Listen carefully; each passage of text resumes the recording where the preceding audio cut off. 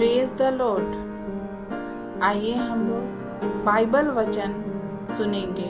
निर्गमन ग्रंथ अध्याय 4, मूसा का अद्भुत सामर्थ पाना।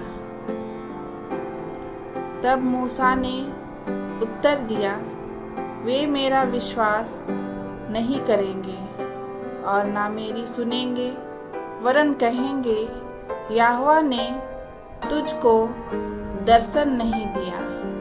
यहोवा ने उससे कहा, तेरे हाथ में वह क्या है? उसने कहा, उसे भूमि पर डाल दे। और जब उसने उसे भूमि पर डाल दिया, तब वह सर्प बन गई और मूसा ने उसके सामने से भागा।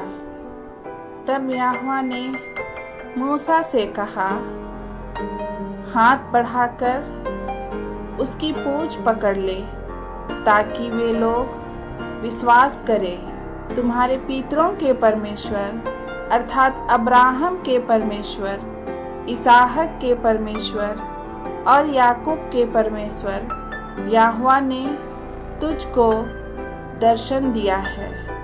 जब उसने हाथ बढ़ाकर उसको पकड़ा, तब वह उसके हाथ में फिर लाठी बन गया। फिर यहोवा ने उससे यह भी कहा, अपना हाथ छाती पर रखकर ढाँप। अतः उसने अपने हाथ छाती पर रखकर ढाँप लिया।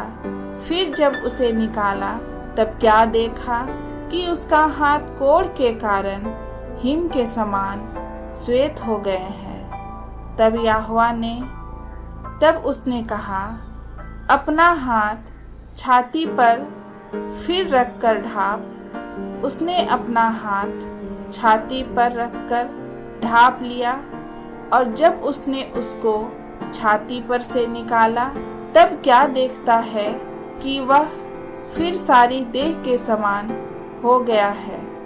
तब यहोवा ने कहा, यदि वे तेरी बात का विश्वास ना करे और पहले चिन्ह को ना माने, तो दूसरे चिन्ह का विश्वास करेंगे। और यदि वे इन दोनों चिन्हों का विश्वास ना करे और तेरी बात को ना माने, तब तू नील नदी से कुछ जल लेकर सूखी भूमि पर डालना, और जो जल तू नदी से निकालेगा वह सूखी भूमि पर लहू बन जाएगा। मूसा ने यहोवा से कहा, हे मेरे प्रभु, मैं बोलने में निपुण नहीं, ना तो पहले था और न जब से तूने अपने दास से बातें करने लगा। मैं तो मुंह और जीभ का भद्दा हूँ। मनुष्य का मुंह किसने बनाया है? मनुष्य को गूंगा या बहिरा या देखने वाला या अंधा कौन बनाता है? अब जा, मैं तेरे मुख के संग होकर जो तुझे कहना होगा वह तुझे सिखलाता जाऊंगा।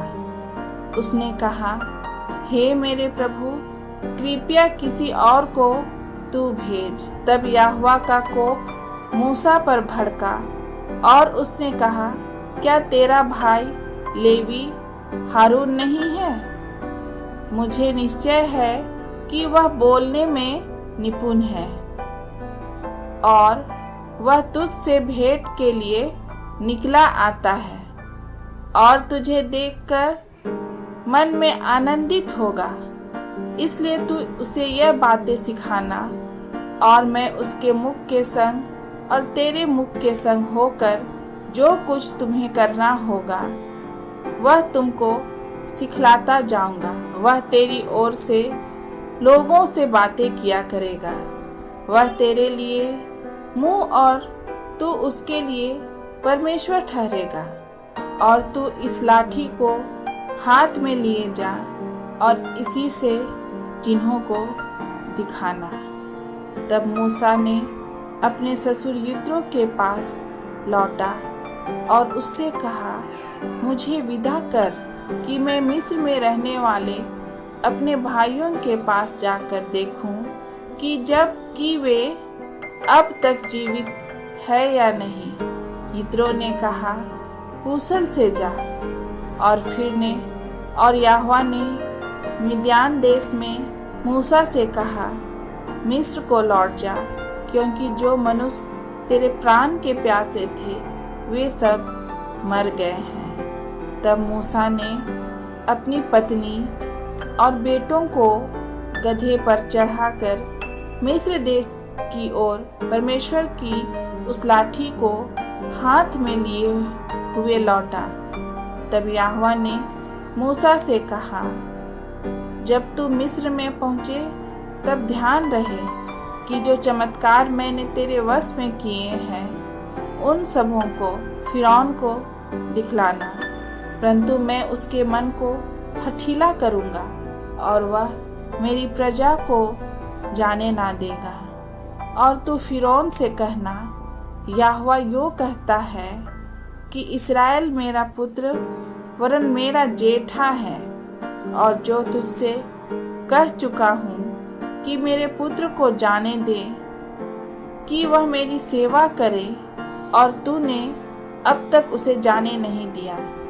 इस कारण मैं अब तेरे पुत्र वरन तेरे जेठे को घात करूँगा। तब ऐसा हुआ कि मार्ग पर सराय में यहोवा ने मूसा से भेंट करके उसे मार डालना चाहा। तब सिपोरा ने एक तेज चकमक पत्थर लेकर अपने बेटे की खलड़ी को काट डाला और मूसा के पांवों पर यह कहकर फेंक दिया, निश्चय तू मेरे लिए लहू वाला पति है। तब यहोवा ने उसको छोड़ दिया। उस समय खतने के कारण वह बोली, तू लहू वाला पति है। तब यहोवा ने हारून से कहा, मूसा से भेंट करने को जंगल में जा। वह गया और परमेश्वर के पर्वत पर उससे मिला और उसको चूमा।